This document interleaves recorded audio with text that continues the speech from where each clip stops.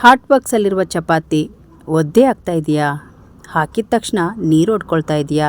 ಹಾಗಿದ್ರೆ 1 ಸ್ಪೂನಿನಿಂದ ಚಪಾತಿ ಒದ್ದೆ ಆಗೋದನ್ನು ತಡಿಬೋದು. ಈ ವಿಡಿಯೋ ನೋಡ್ತಾ ಹೋಗಿ. ನಮಸ್ಕಾರ ಸ್ನೇಹಿತರೆ, ಇವತ್ತು ಕೆಲವೊಂದು ಟಿಪ್ಸ್ ಜೊತೆಗೆ ಬಂದಿದ್ದೀನಿ. ಮಕ್ಕಳ ರಜೆ ಸ್ಟಾರ್ಟ್ ಆಗಿದೆ. ಮಕ್ಕಳು ಎಷ್ಟೇ ಆಟ ಆಡಿಸಿದ್ರು ಸಾಕಾಗೋದಿಲ್ಲ. ಈ ರೀತಿ ಬಬಲ್ಸ್ ಆಟವನ್ನು ಆಟ ಆಡಿಸ್ತಾ ಇದ್ದರೆ ಮಕ್ಕಳು ತುಂಬ ಖುಷಿ ಪಡ್ತಾರೆ. ಚಿಕ್ಕ ಮಕ್ಕಳಿಗೆ ಆದಷ್ಟು ಇದು ತುಂಬ ಇಷ್ಟ ಆಗುತ್ತೆ. ಒಂದು ಬೌಲಲ್ಲಿ ಸ್ವಲ್ಪ ನೀರು ಹಾಕಿ, ಅರ್ಧ ಚಮಚ ಸಕ್ಕರೆ ಹಾಕಿ, ಸ್ವಲ್ಪ ಶಾಂಪೂವನ್ನು ಹಾಕಿ ಚೆನ್ನಾಗಿ ಮಿಕ್ಸ್ ಮಾಡ್ಕೊಂಬಿಡಿ. ಸಕ್ಕರೆ ಮತ್ತು ಶಾಂಪೂ ಹಾಕಿರೋದ್ರಿಂದ ಬಬಲ್ಸ್ ತುಂಬ ಚೆನ್ನಾಗಿ ಬರುತ್ತೆ. ಅಂಗಡಿಯಿಂದ ತಂದು ನಾವು ಮಕ್ಕಳಿಗೆ ಬಬಲ್ಸ್ ಆಟ ಆಡಿಸೋದು ಬದಲು ಮನೆಯಲ್ಲಿ ಈ ರೀತಿ ತಯಾರು ಮಾಡ್ಬೋದು. ನೋಡಿ ಎಷ್ಟು ಚೆನ್ನಾಗಿ ಬರ್ತದೆ ಅಂತೀರಾ. ರೀಫಿಲ್ ತೆಗೆದಿರುವ ಪೆನ್ ಏನಾದರೂ ಇತ್ತು ಅಂದರೆ ಒಂದೆರಡು ತಗೊಳ್ಳಿ. ಅದರಿಂದ ಈ ರೀತಿ ಎಷ್ಟು ಚೆನ್ನಾಗಿರುವ ಬಬಲ್ಸನ್ನು ಬರೆಸ್ಬೋದು. ಮಕ್ಕಳಿಗೆ ಸಂಜೆ ಟೈಮಲ್ಲಿ ಆಟ ಆಡಲಿಕ್ಕೆ ತುಂಬ ಚೆನ್ನಾಗಿರುತ್ತೆ. ಆದಷ್ಟು ಚಿಕ್ಕ ಮಕ್ಕಳಿಗೆ ಇಷ್ಟವಾಗುವಂತಹ ಆಟನ ಆಡಿಸಿದರೆ ತುಂಬ ಖುಷಿ ಪಡ್ತಾರೆ ಮಕ್ಕಳು. ಎಷ್ಟು ಚೆನ್ನಾಗಿ ಬಬಲ್ಸ್ ಬರ್ತಾ ಇದೆ ನೋಡಿ. ಟ್ರೈ ಮಾಡಿ ನೋಡಿ. ಈ ಶಾಂಪೂಯಿಂದ ಬಬಲ್ಸ್ ತುಂಬ ಚೆನ್ನಾಗಿ ಬರುತ್ತೆ. ಬನ್ನಿ ನೆಕ್ಸ್ಟ್ ಟಿಪ್ಸನ್ನು ನೋಡ್ಕೊಂಬರೋಣ. ಕಷ್ಟಪಡದೆ 10 ದಿನದಲ್ಲಿ ನಿಮ್ಮ ತೂಕವನ್ನು ಕಡಿಮೆ ಮಾಡಬೇಕಾ? ಹಾಗಿದ್ರೆ ಈ ವಿಡಿಯೋ ಮಿಸ್ ಮಾಡದೆ ನೋಡಿ. ಇಲ್ಲಿ ನಾನು ಒಂದು ಗ್ಲಾಸ್ ತೊಗೊಂಡು ಅದಕ್ಕೆ 4 ರಿಂದ 5 ಲವಂಗ ಹಾಗೆ 1 ಪೀಸ್ ಚಕ್ಕೆ ಹಾಕ್ತಾಯಿದ್ದೀನಿ. ಲವಂಗ ಮತ್ತು ಚಕ್ಕೆ ನಮ್ಮ ಫ್ಯಾಟನ್ನು ಕಡಿಮೆ ಮಾಡೋದ್ರ ಜೊತೆಗೆ ಡೈಜೆಷನ್ ಕೂಡ ಇಂಪ್ರೂವ್ ಆಗುತ್ತೆ. ಈಗ ಅರ್ಧ ಚಮಚದಷ್ಟು ಸೋಂಪು ಕಾಳು ತೊಗೊಂಡಿದ್ದೀನಿ. ಊಟ ಆದ ತಕ್ಷಣ ಈ ಒಂದು ಸೋಂಪು ಕಾಳು ತೊಗೊಳೋದ್ರಿಂದ ಡೈಜೆಸ್ಟಿವ್ ಅನ್ನು ಇಂಪ್ರೂವ್ ಮಾಡುತ್ತೆ. ಹಾಗಾಗಿ ಸೋಂಪು ಕಾಳನ್ನು ತೊಗೊಂಡಿದ್ದೀನಿ. ಈಗ 4ನೇದಾಗಿ ಅಜ್ವಾನ ತೊಗೊಂಡಿದ್ದೀನಿ, ಅರ್ಧ ಸ್ಪೂನ್. ಇದು ಜೀರ್ಣಾಂಗ ವ್ಯವಸ್ಥೆಯನ್ನು ಸುಲಭವಾಗಿ ಮಾಡಿ ಈಸಿಯಾಗಿ ಫ್ಯಾಟನ್ನು ಬರ್ನ್ ಮಾಡೋಕ್ಕೆ ಸಹಾಯ ಮಾಡುತ್ತೆ. ಈಗ 4 ಐಟಮ್ ಆಯಿತು. ಈಗ 5ನೇದಾಗಿ ತುಳಸಿ. ಹಸಿ ತುಳಸಿ ಸಿಕ್ಕಿದರೆ ನೀವು ತೊಗೊಳ್ಬೋದು. ನಾನಿಲ್ಲಿ ತುಳಸಿ ನಮಗೆ ಸಿಗದಿರೋ ಕಾರಣ ನಾವು ಒಣಗಿಸಿ ಒಂದು ಬಾಕ್ಸಲ್ಲಿ ಹಾಕಿಟ್ಟಿರ್ತೀನಿ. ಒಣಗಿರುವ ತುಳಸಿಯನ್ನು ಒಂದು 3 ರಿಂದ 4 ಎಲೆಯಷ್ಟು ತೊಗೊಂಡಿದ್ದೀನಿ. ಈಗ ನಾವು ನೀರನ್ನು ಹಾಕ್ತಾಯಿದ್ದೀವಿ. ಈ ಒಂದು ಗ್ಲಾಸಿಗೆ ಫುಲ್ಲಾಗಿ ನೀರನ್ನು ತುಂಬಿಸಿ ರಾತ್ರಿ ಇಡೀ ನೆನೆಯೋಕ್ಕೆ ಬಿಟ್ಟುಬಿಡಬೇಕು. ಅದರ ಅಂಶ ಚೆನ್ನಾಗಿ ನೀರಲ್ಲಿ ಬಿಟ್ಕೊಳ್ಳುತ್ತೆ. ಈಗ ನೋಡಿ, ಒಂದು ಫುಲ್ ಗ್ಲಾಸ್ ನೀರನ್ನು ತೊಗೊಂಡಿದ್ದೀನಿ.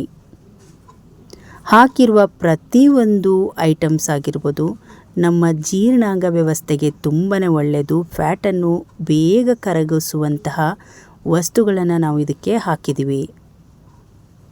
ಈಗ ನೋಡಿ, ಚೆನ್ನಾಗಿ ಮಿಕ್ಸ್ ಮಾಡ್ಕೊಳ್ತಾ ಇದ್ದೀನಿ.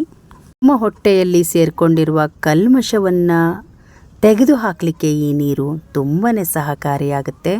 ಈಗ ಒಂದು ನೈಟ್ ಈ ನೀರನ್ನು ಹೀಗೆ ಒಂದು ಪ್ಲೇಟನ್ನು ಮುಚ್ಚಿ ಬಿಟ್ಬಿಡೋಣ.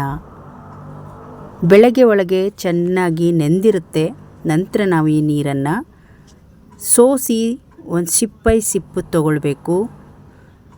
ತುಂಬ ಚೆನ್ನಾಗಿರುತ್ತೆ. ನಿಮಗೇನಾದರೂ ರುಚಿ ಬೇಕು ಅನಿಸಿದರೆ ಸ್ವಲ್ಪ ಜೇನುತುಪ್ಪವನ್ನು ಮಿಕ್ಸ್ ಮಾಡ್ಕೊಳ್ಬೋದು. ಈಗ ನೋಡಿ, ಈ ನೀರು ಕುಡಿಲಿಕ್ಕೆ ರೆಡಿಯಾಗಿದೆ.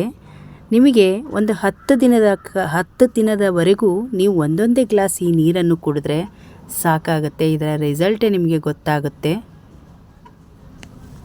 ಈಗ ಈ ನೀರನ್ನು ಫಿಲ್ಟ್ರ್ ಮಾಡ್ಕೊಳ್ಳೋಣ. ನೋಡಿ, ಈಗ ಫಿಲ್ಟ್ರ್ ಮಾಡಿ ಮತ್ತೊಂದು ಗ್ಲಾಸ್ಗೆ ಹಾಕ್ಕೊಂಡಿದ್ದೀನಿ.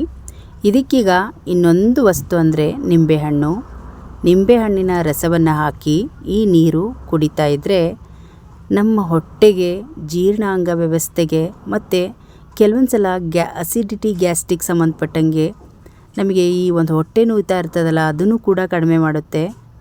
ಈಗ ನಾನು ಒಂದು 2 ರಿಂದ 3 ಡ್ರಾಪ್ ಅಷ್ಟು ನಿಂಬೆಹಣ್ಣಿನ ರಸ ಹಾಕ್ತಾಯಿದ್ದೀನಿ. ಹಾಕಿ ಚೆನ್ನಾಗಿ ಕುಡಿದು ದಿನ ರಾತ್ರಿ ಮಲಗುವಾಗ 1 ಗ್ಲಾಸ್ ಅಥವಾ ಬೆಳಗ್ಗೆ ಎದ್ದ ತಕ್ಷಣ ನೀವು ಈ ಒಂದು ನೀರನ್ನು ಕುಡಿಬೋದು.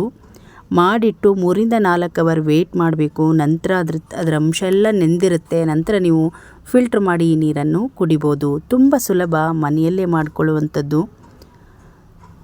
ಪ್ರತಿ ಸಲ ನಮಗೆ ಜೀರ್ಣಾಂಗ ಚೆನ್ನಾಗಾಗಬೇಕು. ಕೆಲವರಿಗೆ ಜೀರ್ಣ ವ್ಯವಸ್ಥೆ ಸರಿಯಾಗೋದಿಲ್ಲ, ಯಾವಾಗ ನೋಡಿದರೂ ಹೊಟ್ಟೆ ನೋವಿನ ಪ್ರಾಬ್ಲಮ್ ಇರುತ್ತಲ್ಲ, ಅಂಥವ್ರಿಗಂತೂ ಇದು ತುಂಬ ಚೆನ್ನಾಗಿ ವರ್ಕ್ ಆಗುತ್ತೆ. ಟ್ರೈ ಮಾಡಿ.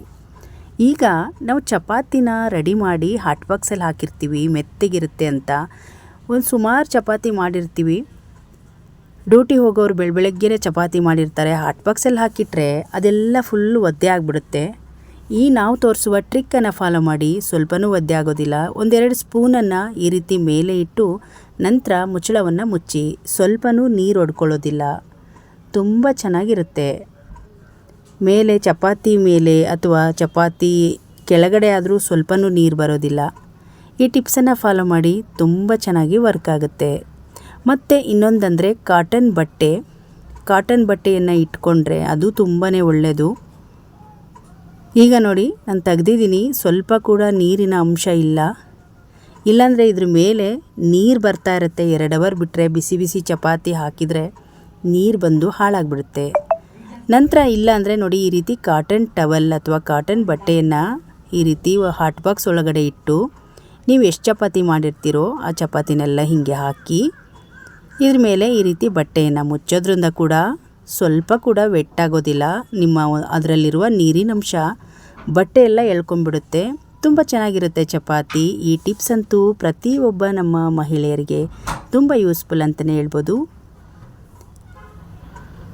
ನೋಡಿದ್ರಲ್ಲ ಸ್ನೇಹಿತರೆ, ಇವತ್ತಿನ ತೋರಿಸಿರುವ ಟಿಪ್ಸ್ಗಳು ನಿಮಗೆ ಇಷ್ಟ ಆದರೆ ಒಂದು ಲೈಕ್ ಮಾಡಿ, ಈ ವಿಡಿಯೋವನ್ನು ಶೇರ್ ಮಾಡಿ. ಇನ್ನಷ್ಟು ವಿಡಿಯೋಗಳಿಗಾಗಿ ನಮ್ಮ ಯೂಟ್ಯೂಬ್ ಚಾನಲ್ ಹಾಗೂ ಫೇಸ್ಬುಕ್ ಪೇಜನ್ನು ಫಾಲೋ ಮಾಡಿ. ಮತ್ತೆ ನಾಳೆಯ ಇನ್ನೊಂದು ವಿಡಿಯೋದೊಂದಿಗೆ ಸಿಗೋಣ. ಅಲ್ಲಿಯವರೆಗೂ ಧನ್ಯವಾದಗಳು.